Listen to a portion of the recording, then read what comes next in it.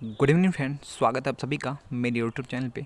तो आज के इस वीडियो में देखेंगे टॉपिक विज्ञान लेक्चर 5। सूक्ष्म जीव किसे कहते हैं? वह जीव जो हमें नग्न आंखों से नहीं दिखाई देते। कहने का मतलब है जिसे हम सूक्ष्मदर्शी के अलावा अपने आंखों से नहीं देख सकते, उसे सूक्ष्म जीव कहते हैं। उदाहरण के लिए जीवाणु, कवक, प्रोटोजोआ, शैवाल इत्यादि सूक्ष्म जीव के अंतर्गत आते हैं। सूक्ष्मजीव एक कोशिकी तथा बहुकोशिकी दोनों होते हैं। सूक्ष्मजीव होते हैं वो एक कोशिकी और बहुकोशिकी दोनों होते हैं। अब एक कोशिकी क्या होते हैं?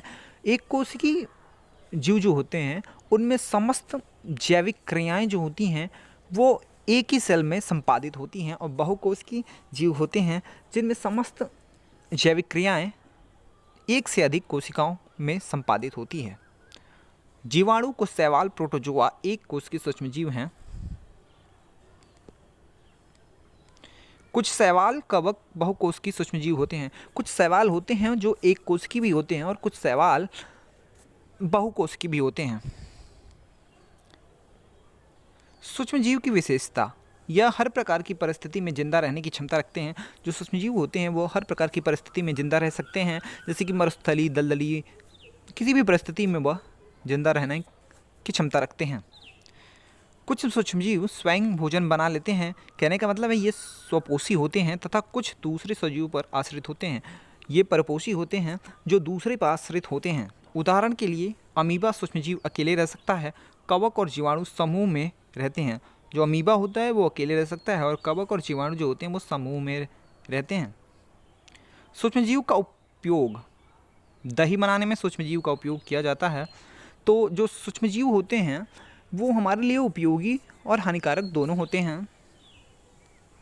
यहाँ उपयोगी की बात की जा रही है ब्रेड बनाने में, केक बनाने में, अल्कोहल बनाने में, पर्यावरण को स्वच्छ रखने में, औषधि उत्पादन में, कृषि में मृदा उर्वरता बढ़ाने में, पनीर निर्माण में, अचार निर्माण में,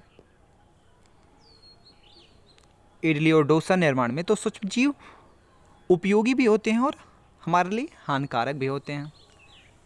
आटे या मैदा में जब थोड़ी सी चीनी डालकर गर्म जल में मिलाया जाता है और उसमें एक चुटकी ईस्ट पाउडर मिलाकर गूँथा जाता है, फिर 2 घंटे बाद देखते हैं तो आटा मैदा फूला हुआ नज़र आता है।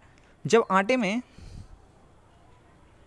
चीनी डालकर गर्म किया जाता है और उसे जब गूँथ दिया जाता है ईस्ट पाउडर डाल के, तो 1-2 घंटे बाद देखा जाता है तो वो कुछ फूले हुए नज़र आते हैं। यहाँ जो ईस्ट पाउडर होती है, जो ईस्ट तेज़ी से श्वसन करके कार्बन डाइऑक्साइड उत्पादित करते हैं, और जो उसका फूलना नज़र आता है वो कार्बन डाइऑक्साइड की वजह से आता है। गैस के बुलबुले खमीर वाले मैदे या आटा का आयतन बढ़ा देते हैं और यही उसको फूला हुआ बना देता है, और इसी का फ़ायदा बेकिंग उद्योग में होता है। यही बेकिंग उद्योग में ईस्ट के उपयोग का आधार है। इसलिए जो बेकिंग उद्योग होता है जहाँ केक, पेस्ट्रीज आदि बनते हैं, ब्रेड, उसमें इसका उपयोग होता है।